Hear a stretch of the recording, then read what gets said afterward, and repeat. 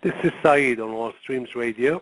If you've just joined us, we've been speaking with tonight's guest, author, activist, linguist, Noam Chomsky.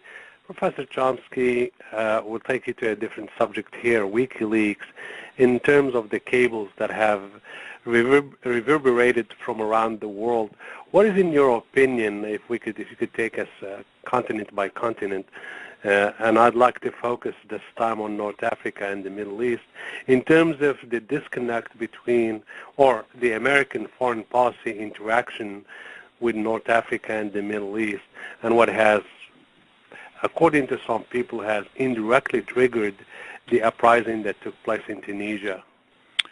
Well, the WikiLeaks have been interesting in that respect. Among the leaks that have been publicized are cables from the U.S. ambassador in Tunisia. I happen to have some of the wording in front of me, so I'll quote from it.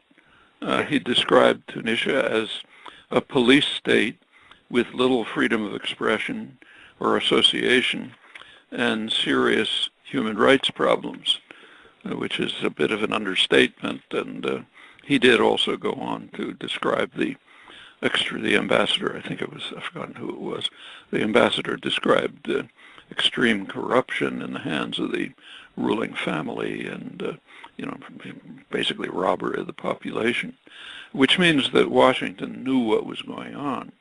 I should say, in extenuation of the U.S., that the European record is far worse. Yes.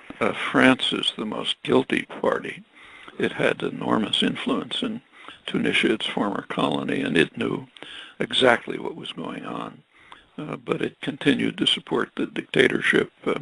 Europe went along with it, the loans and so on.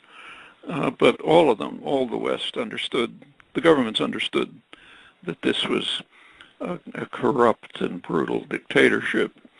But they continued to support it because it was in line with Western policies. It was preventing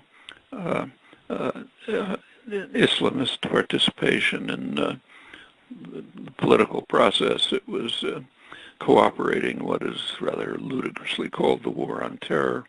Good investment opportunities, a lot of tourism, okay by Western values. Meanwhile, it was a horror story, and they knew it. And the explosion, when it took place, came as a surprise. They thought the government had a lid on it.